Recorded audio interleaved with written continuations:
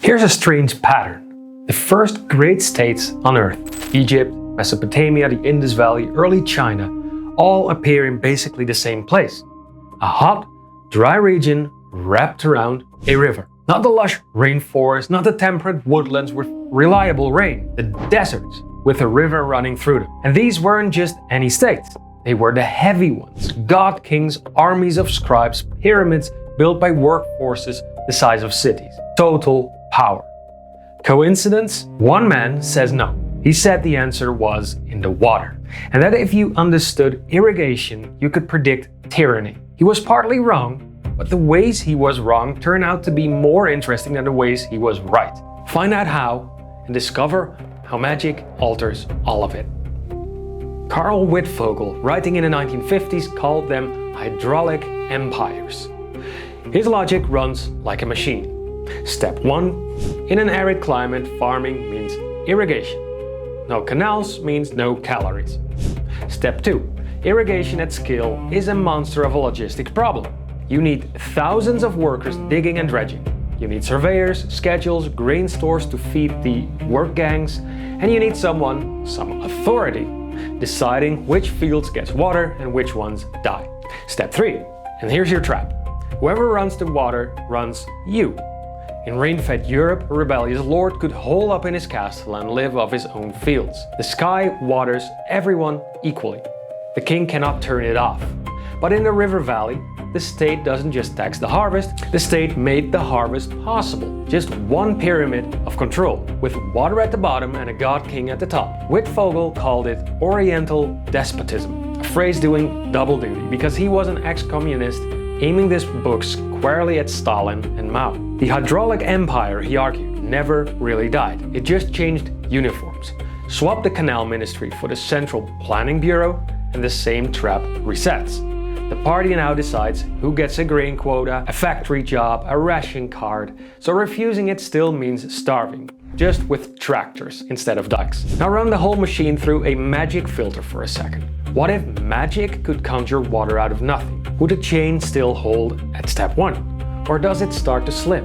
Fewer work gangs, a thinner ministry, a god king with a weaker grip on the water. It depends entirely on what the magic costs. If it takes a rare caster, a narrow ritual window, a price paid in something scarcer than the water itself, the outcome probably leans right back towards Wittfogel's pyramid, just with a new bottleneck sitting where the canal used to be. Only if the magic is genuinely free does the whole structure have nothing left to explain, and it's arguably a bit boring. It's a seductive theory, even without magic in it. Physical constraint in, political structure out. One law, thousands of years of history explained. Which should make you suspicious. Because when archaeologists actually dug into the river valleys, Wittfogel turned out to be wrong. Problem 1. The timeline runs backwards. In Mesopotamia, cities and temple hierarchies show up before large-scale irrigation, not after. The state didn't emerge to manage the canals. The canals got big because the state already existed to dig them. Wittfogel's cause and effect are swapped. Problem 2. A lot of irrigation just doesn't need someone in charge cracking a whip. Across the ancient world, canal networks were run by villages, temples, local councils, patchworks of small systems, maintained by the people who used them. It turns out you don't need a god king to organize a ditch. You need neighbors with interests aligned with yours. Problem 3. The counterexamples. Rain-fed regions produced brutal autocracies, and irrigated regions produced flexible, decentralized societies. If water logistics were an iron law, the map should be cleaner than it is. So the strong version of the theory is dead. But don't throw out the body yet. 3 later thinkers salvaged the engine and rebuilt it into something better. And notice what magic cannot do here. A free water spell doesn't tell you whether the state or the canal came first, because the real driver was never the water, it was whoever organized labor. Magic that just moves resources without touching who organizes people inherits Wittfogel's mistakes along with his insight. Enter sociologist Mann, with a question Wittfogel never really asked. Forget who's in charge of the water, why don't people just leave? For most of human history, the answer to a would-be tyrant was simple. Leave. Walk over the hill, farm somewhere else. Early would-be states kept dissolving because their subjects could vote with their feet. And did. But a river valley in a desert changes that. The floodplain is absurdly productive, many times richer than the scrubland around it. Leave, and you're not just leaving home, you're leaving the only land that can feed your children. Mann calls this social caging. The population isn't loyal, it's trapped. By soil quality, by labor they've put in the canals, by the fact they'll enter a no-calorie zone at the desert's edge. And a caged population is a taxable one. You can count them, you can conscript them, you squeeze them, because their exit option is starvation. Notice what changed. Power doesn't grow from managing the water, like Wittfogel thought. It grows from the fact that nobody can walk away from it. Turns out the cage is the source of tyranny, rather than the power over the water. Anthropologist Robert Carneiro found the same logic operating through war. He compared two farming regions, the coastal valleys of Peru, thin green ribbons walled in by desert and mountains, and the Amazon's interior forest, where thin soil forces a different way of farming, slash and burn, clearing a patch, working it a season or two, and then moving to fresh ground once the plot gives out. Villages fought in both. But in the open forest, losing a fight just meant doing early what you'd have done anyway. Walk off, clear new ground, no worse off than the winners. So nothing grew past a chieftain. In the caged valleys of Peru, losing meant losing terraces and canals built up over generations. Infrastructure you couldn't just rebuild a mile down the road. The losers had nowhere equivalent to go to. They were absorbed, taxed, and stacked into a hierarchy. Repeat this for a few centuries and you get an empire. Carneiro called it a circumscription. States form where fertile land is fenced by wasteland. Same input as Wittfogel, desert plus river, but the mechanism is exit cost. And exit cost is a variable you can measure. How far to the next livable land? How much does the journey cost in calories? And that number sets the ceiling on how badly a ruler can treat you. Run the magic test again. This is the one where magic actually earns its keep. A teleport circle, a flying carpet, portal network, anything that collapses the distance to livable land. Doesn't touch the water dial at all. It attacks the cage directly, which means a single spell, gated the right way, can do more to unmake the despotism than free water ever could. But there is still a loose thread. If irrigation plus caging always ends up with one guy holding all the power, someone forgot to tell the farmers in Valencia. In eastern Spain, irrigation communities called huertas have shared canal water for roughly 1,000 years. Disputes go to a water court, which are farmers judging other farmers. On Bali, rice terraces are coordinated through subak, networks of water temples synchronizing planting schedules across whole watersheds.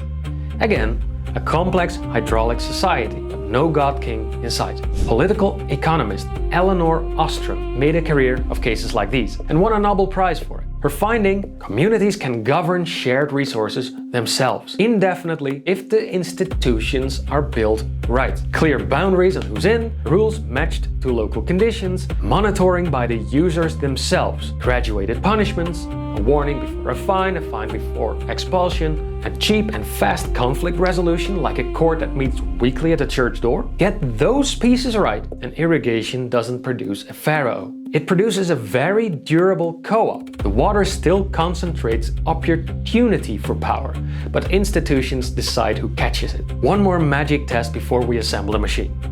Institutions like these survive because everyone can see everyone else use the resource, and everyone trusts the punishment will land. A divination spell that lets a water court verify who drew what, honestly and cheaply, doesn't destroy Ostrom's system at all. It strengthens it. That's the opposite of part 3's teleport. Some magic collapses a mechanism, and some magic is exactly the oil it needed. Let's put the rebuilt machine back together as one panel. 4 dials in a row. each on a slider between two named poles. Every dial hard left and nobody gets to be a tyrant, every dial hard right and you get a pharaoh. Dial 1 is Wittfogel's. Open sky on the left and 1 tap on the right. Left, rain falls on everyone, so nobody controls it. Nobody can starve you by turning the valve. Right, your survival runs through a single pipe, a canal or a granary, and whoever sits on that pipe sits on you. Dial 2 belongs to Mann and Carneiro. Open road on the left and sealed cage on the right. Left is leaving is just a walk over the hill, so a ruler can only push so hard before people go.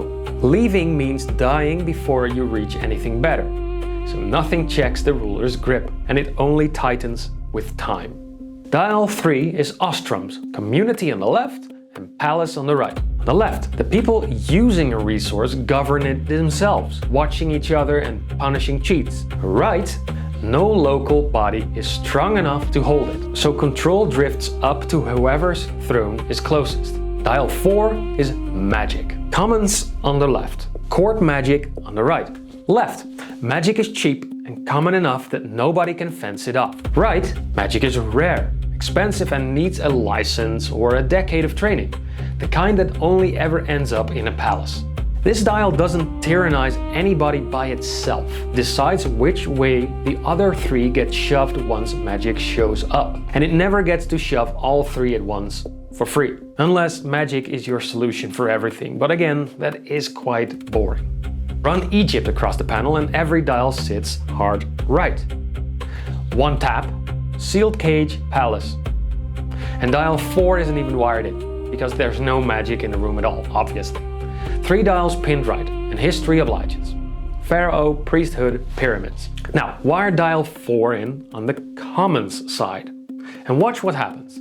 Say there's a scruffy tradition of desert dowsers. They have the ability to find a hidden spring under the sand. It's still unreliable, it's unregulated, and it's beneath the priesthood's notice because it never once fed a field. But it does the one thing the pharaoh never planned for. It makes the desert survivable to cross. On the panel, that's dial 4 flick left, and it drags dial 2 along with it. Sealed cage eases towards open road, even though 1 tap and palace never moved. Nobody touched dependents, nobody touched the temples. The empire cracks anyway, so 1 dial and not all 3 of them. Notice the pattern. Magic didn't need to move the whole panel to flip the outcome. It moved exactly 1 dial, and that alone was enough.